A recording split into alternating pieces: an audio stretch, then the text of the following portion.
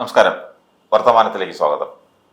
കഴിഞ്ഞ ദിവസം തെലങ്കാന മുഖ്യമന്ത്രി കേരളത്തിൽ വന്ന കേരളത്തിലെ മുഖ്യമന്ത്രിയെ പോമോനെ ദിനേശ എന്നൊരു വാചകം പറഞ്ഞു. പോമോനെ ദിനേശ എന്ന് പറഞ്ഞെങ്കിലും കുഴപ്പമില്ലായിരുന്നു. പോമോനെ വിജയ എന്നുൾപ്പെടെ പറഞ്ഞതായിട്ടാണ് സമൂഹ മാധ്യമങ്ങളിൽ ചർച്ച നടക്കുന്നത്. അത് ശരിയാണോ? അങ്ങനെ ഒരു മുഖ്യമന്ത്രിയുടെ വായിൽ നിന്ന് മറ്റൊരു മുഖ്യമന്ത്രിയെക്കുറിച്ച് പറയുന്നത്? തീർച്ചയായിട്ടും തെരഞ്ഞെടുപ്പ് പ്രചാരണത്തിൻ്റെ വേളയിൽ ആളുകൾക്ക് അവരുടെ നിയന്ത്രണം വിട്ട് സംസാരിക്കുന്നതിൻ്റെ ഉദാഹരണമാണിത്. പക്ഷേ ഇവിടെ തീർച്ചയായിട്ടും തെലങ്കാന മുഖ്യമന്ത്രി ദേവേന്ദ്ര റെഡ്ഡി പറഞ്ഞത് വളരെ മോശമായി പോയി. കാരണം രണ്ട് കാരണം കൊണ്ട്. ഒന്ന്, ഒരു മുഖ്യമന്ത്രിക്കെതിരായിട്ടാണ് പറയുന്നത്. രണ്ടാമത്, അദ്ദേഹം ഈ റെഡ്ഡിയെക്കാട്ടിലും സീനിയറായിട്ടുള്ള പ്രായമുള്ള ഒരാളാണ്. അപ്പോൾ ഒരു സിനിമ ഡയലോഗാണെങ്കിൽ പോലും ആ ഡയലോഗിൻ്റെ ഇതെല്ലാം കോണ്ടക്സ്റ്റ് ആണല്ലോ. അതൊരു വെറുതെ നിർദോഷമായ ഒരു ഡയലോഗാണ്. സിനിമയിൽ ഇത്തരത്തിലുള്ള ഒത്തിരി ഡയലോഗുകളുണ്ട്, നമ്മൾ ധാരാളം ഉപയോഗിക്കുന്നുമുണ്ട്. പക്ഷേ ഇതിനകത്ത് ഇപ്പോൾ ഒരു വളരെ നിർദോഷമായിട്ട് ആ സിനിമയ്ക്കകത്ത് പറയുന്ന ഒരു തമാശ ഡയലോഗ് എടുത്തിട്ട് ദേവേന്ദ്ര റെഡ്ഡിക്ക് എന്താണ് അതിൻ്റെ അർത്ഥമൊന്നും മനസ്സിലായി കാണത്തില്ല. പോ മോനെ ദിനേശ എന്ന് പറയുമ്പോൾ അത് ഒരു തമാശ ആയിട്ടായിരിക്കും പുള്ളിയുടെ അടുത്ത് ആരെങ്കിലും ട്രാൻസ്ലേറ്റ് ചെയ്തു, നീ പോ മോനെ ദിനേശ എന്നാണ്. അപ്പം നീ എന്നുള്ള വാക്കൊക്കെ ഒരു എന്ന് ഇംഗ്ലീഷിൽ അത് വായിക്കുമ്പോൾ പുള്ളി കുഴപ്പം കാണത്തില്ല. പക്ഷെ അത് നീ പോ ദിനേശ എന്നൊരു മുഖ്യമന്ത്രിയോട് പറയുക, അതും കടന്നിട്ട് അതിന് രണ്ടാം ഘട്ടമായിട്ട് നീ പോ വിജയ പോയി, നിൻ്റെ എക്സ്പയറി ഡേറ്റ് കഴിഞ്ഞു എന്ന് പറഞ്ഞതൊക്കെ മോശമായി. അത് അവിടെയും തീരുന്നില്ല. ഇത് കഴിഞ്ഞിട്ട് അതെല്ലാവരും അതങ്ങ് പറഞ്ഞതൊക്കെ ചിരിച്ചു തള്ളിപ്പോയി. പക്ഷേ രണ്ടാമത് ഒരു കത്ത് അയച്ചിരിക്കുന്നു. ആ കത്താണ് കൂടുതൽ പ്രശ്നമായത്. പക്ഷേ തീർച്ചയായിട്ടും അതിന് പിണറായി വിജയൻ നൽകിയ മറുപടിയും അതിൽ വിട്ടുപോയി. അദ്ദേഹത്തിന് വേണമെങ്കിൽ പറയായിരുന്നു, ഈ സംസ്കാരത്തിന് അനുസൃതമായിട്ട് പറയാൻ ഞാൻ ആഗ്രഹിക്കുന്നില്ല. അദ്ദേഹം തുടക്കമൊക്കെ നല്ല ഗംഭീരമായിട്ട് പറഞ്ഞു. ഇതൊരു മുഖ്യമന്ത്രിയെക്കുറിച്ച് മുഖ്യമന്ത്രിമാർ തമ്മിൽ ഇങ്ങനെ സംസാരിക്കാൻ പാടില്ല എന്ന് പറഞ്ഞിട്ട് അദ്ദേഹത്തിന് നിയന്ത്രണം വിട്ടുപോയി. അദ്ദേഹം ഡാഷ് മോൻ എന്ന് പറഞ്ഞപ്പം അദ്ദേഹത്തിന് നിലവാരവും താഴോട്ട് പോയി. അപ്പോൾ രണ്ടുപേരെ സംബന്ധിച്ചും അത് കഷ്ടമായി പോയി. അതിൻ്റെ പ്രധാന കുറ്റവാളിയായിട്ട് ഞാൻ കാണുന്നത് റെഡ്ഡിയെ തന്നെയാണ്.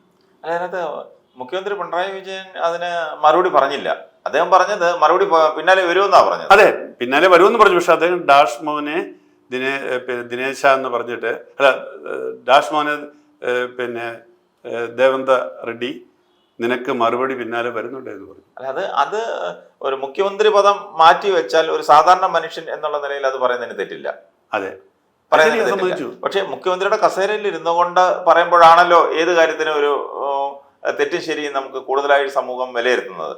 ഒരു മുഖ്യമന്ത്രി എന്നുള്ള നിലയിൽ അദ്ദേഹത്തിന്റെ വായിൽ നിന്ന് വീഴേണ്ട വാക്കുകൾ, അദ്ദേഹത്തിന് നാവ് വീഴെന്നൊന്നും നമുക്ക് പറയാൻ പറ്റത്തില്ല. രേവന്ത് റെഡ്ഡി പറഞ്ഞത് വളരെ മോശമായ അത് സാംസ്കാരിക കേരളത്തിന് യോജിച്ചതല്ല. പക്ഷെ അവരുടെ നാട്ടിലൊക്കെ അങ്ങനെ ആകാമായിരിക്കാം. എനിക്ക് തോന്നുന്നില്ല അങ്ങനെ അല്ല. ഇത് ഇവിടെ പറയിപ്പിക്കുന്നതാണ്. ഇതൊക്കെ ആരെങ്കിലുമൊക്കെ ഇതിന്റെ പ്രത്യാഘാതം അറിയാതെ ഒരു ചെറിയ ഒരു രണ്ട് വോട്ടിന് വേണ്ടിയോ അല്ലെങ്കിൽ ഒരു മേൽക്കൈക്ക് വേണ്ടിയോ പറയിക്കുന്നതായിരിക്കാം. പക്ഷെ ഇത് അതിനേക്കാളും കൂടുതൽ അപകടത്തിലേക്ക് പോയി അത് താഴേക്ക് പോവുകയാണ് എന്നാണ് എനിക്ക് തോന്നുന്നത്. അങ്ങനെ സംഭവിച്ചു. അങ്ങനെയാണ് ഞാൻ അതിനെ കാണുന്നത്. നിഷ്പക്ഷമായിട്ട് പറഞ്ഞാൽ അത് ഒഴിവാക്കാവേണ്ട ഒരു സാഹചര്യം വരും. നമ്മളിപ്പോൾ സിനിമയിലെ പല ഡയലോഗുകളും വളരെ രസകരമായ ഡയലോഗുകളുണ്ട്. നമ്മളതിന് ഏറ്റവും അറിയപ്പെടുന്ന ഒന്നും ഡയലോഗുണ്ടല്ലോ, അന്തർധാര, വിഘടനവാദികളും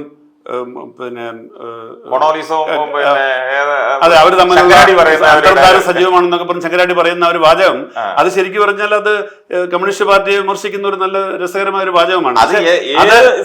അത് ആ പാർട്ടിയിലെ ആൾക്കാർ പോലും ആസ്വദിക്കുന്നുണ്ട്. അതാണ് എന്റെ വ്യത്യാസം. അതിനകത്ത് ശ്രീനിവാസനെ, ബോബി കൊട്ടാരക്കര, അതെ, അങ്ങനെയുള്ളവരൊക്കെ അഭിനയിക്കുന്ന ശങ്കരാടി, ഇവരെല്ലാവരും ഇരുന്ന് സംസാരിക്കുന്നതാണ്. ഒരു മീറ്റിംഗിലിരുന്ന് കൊണോലിസം എന്നൊക്കെ അതൊക്കെ ഒന്ന് മാറ്റി വെച്ചിട്ട് സാധാരണ ഭാഷയെ പറഞ്ഞു. അതുപോലെ തന്നെ അത് ഉപയോഗിക്കുന്ന സ്ഥിരമായിട്ട് ഉപയോഗിക്കുന്ന ഒരു വാചകമാണ് ഇപ്പൊ ശരിയാക്കി തരാമെന്ന് ഉള്ള കുതിരവട്ടം പപ്പുവിന്റെ വാചകം. അത് രാഷ്ട്രീയത്തിൽ ഉപയോഗിക്കുന്നുണ്ട്.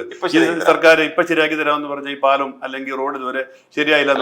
അത് കൂടുതലും ചർച്ച വന്നു. കഴിഞ്ഞ പ്രാവശ്യം LDF വരും എല്ലാം ശരിയാകുമെന്ന് പറഞ്ഞപ്പോഴാണ് ഇപ്പൊ ശരിയാക്കി തരാമെന്ന് പറഞ്ഞത്. അപ്പൊ അതുപോലെ തന്നെ സിനിമയിൽ തന്നെ രസകരമായ വേറെ ഡയലോഗുകളുണ്ട്. പവനായി ശവമായി, അത് പലപ്പോഴും ഉപയോഗിക്കുന്നുണ്ട്. അത് നമ്മൾ വാർത്താ മാധ്യമങ്ങൾ തന്നെ ഉപയോഗിക്കുന്നുണ്ട്. ഞാൻ പറഞ്ഞത് മാധ്യമങ്ങളാണ് ഏറ്റവും കൂടുതൽ ഉപയോഗിക്കുന്നത്. പക്ഷെ രാഷ്ട്രീയക്കാർ ഉപയോഗിക്കുന്നുണ്ട്. ഇപ്പൊ അത് കൂടുതൽ കാരണം ജനങ്ങളിലേക്ക് ഏറ്റവും അധികം സംവദിക്കുന്ന ഒരു സംഗതിയാണ് സിനിമ. അപ്പൊ സിനിമയിലെ ഡയലോഗുകളാണ് ഏറ്റവും കൂടുതൽ കമ്മ്യൂണിക്കേറ്റ് ചെയ്യാൻ പറ്റിയ ഒരു സംഗതി. ഒരു വിഷയം നമുക്ക് പറയണമെങ്കിൽ അത് ഞാൻ പറഞ്ഞില്ലേ, ഈ അന്തർധാര എന്നുള്ള വാക്ക് ആ സിനിമയിലെ ആ ഒരൊറ്റ വാചകം വഴി അത് കമ്മ്യൂണിക്കേറ്റ് ചെയ്ത അതിന്റെ ഒരു ആശയം എന്ന് പറയുന്നത് 100 ലേഖനം എഴുതിയാൽ കിട്ടുന്നതല്ല.